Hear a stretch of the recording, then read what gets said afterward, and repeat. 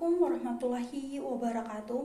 Perkenalkan, nama saya Wiwin, NIM 2021 A1H200 kelas 6F. Saya akan menjelaskan makalah kelompok 4, yaitu sastra anak di usia awal. Video tugas akhir semester. Baik, saya akan menjelaskan mengenai sastra anak di usia awal. Yang pertama, puisi lagu nyanyian anak. Yang dimaksud dengan puisi lagu nyanyian anak adalah syair, lagu atau tembang, tidak lain adalah puisi.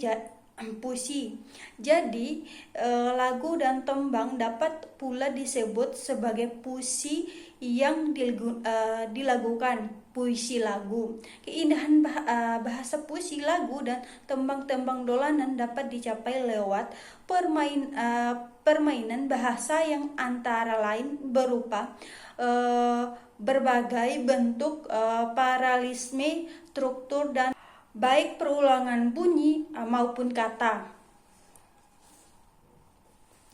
Yang kedua, puisi tembang dolanan adalah bentuk seni sastra tradisional atau nyanyian rakyat dengan suatu irama dan permainan tertentu oleh sekelompok anak-anak. Setiap lagu dolanan memiliki maksud tertentu.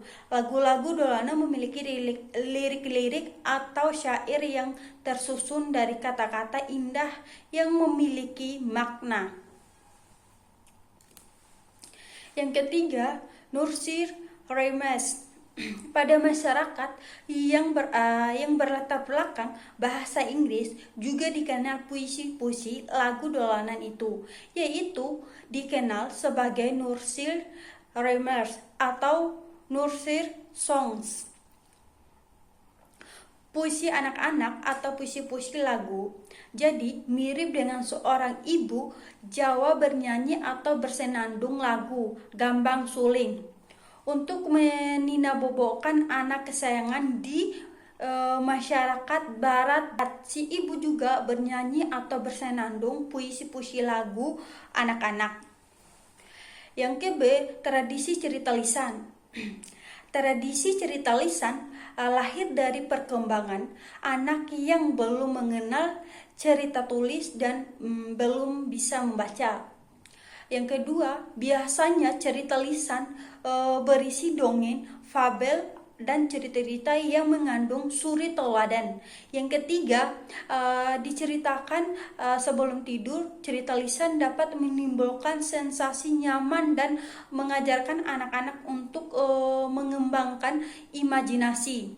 Yang keempat, jika puisi lagu dan tembang-tembang dalam dolan dicapai lewat permainan bahasa dan lirik lagu. Keindahan cerita lisan tradisional dicapai lewat kehebatan cerita.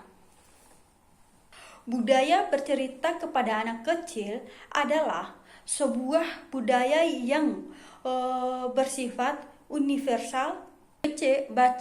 Bacaan awal atau literasi. Perkembangan anak terjadi sangat fenomena sehingga dapat memperoleh input bahasa dari manapun. Pada usia awal, anak belum mengenal baca tulis, jadi anak perlu dinamakan budaya literasi sejak kecil. Proses penanaman budaya tersebut diawali dengan perkenalkan cerita bergambar yang dekat dengan kehidupannya. Yang ke-1, sastra dan perkembangan literasi awal. Kebiasaan orang tua membacakan cerita dan nyanyian lagu-lagu anak dapat memotivasi anak untuk menirukan apa yang biasa dilakukan. Yang kedua, buku alfabel.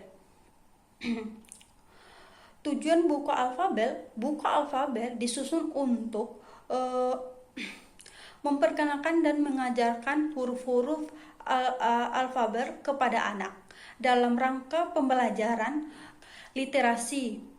Stewing 1980.276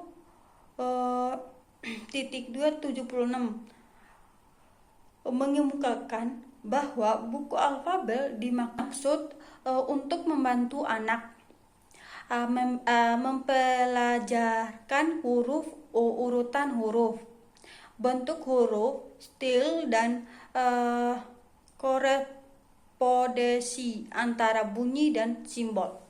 Yang ketiga, buku berhitung. Tujuan buku berhitung counting books adalah buku yang biasa digunakan untuk literasi awal pada anak usia persekolahan atau sekolah di kelas awal, yaitu mulai sekitar usia 3 tahun. Buku berhitung dipergunakan untuk mengenal angka-angka kepada anak di usia awal. 4. Buku konsep.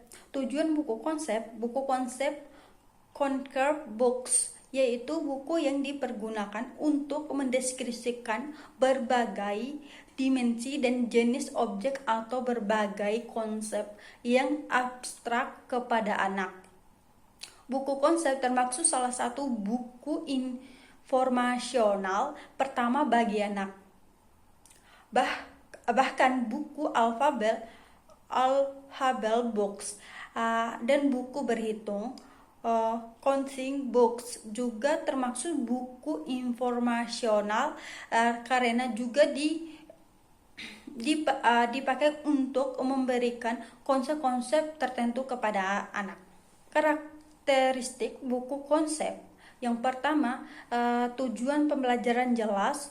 Yang kedua, ilustrasi jelas.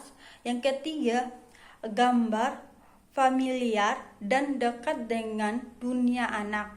Yang keempat, asosiasi antara gambar dan tulisan harus jelas.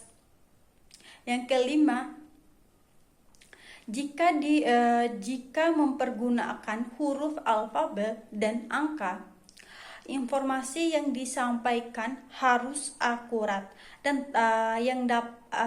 dapat dijangkau oleh anak. Keenam, format harus diprediksikan secara konsisten.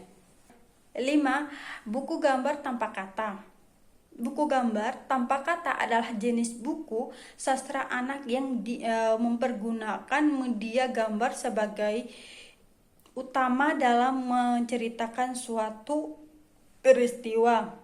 Yang keenam, buku bergambar dalam sastra anak adalah sebuah alternatif yang efektif dalam membantu anak memahami dan mengerti peristiwa yang terjadi.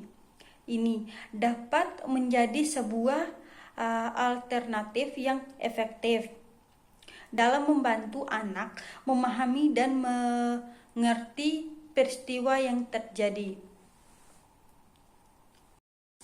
Sekian presentasi singkat saya. Lebih dan kurang mohon maaf. Assalamualaikum warahmatullahi wabarakatuh.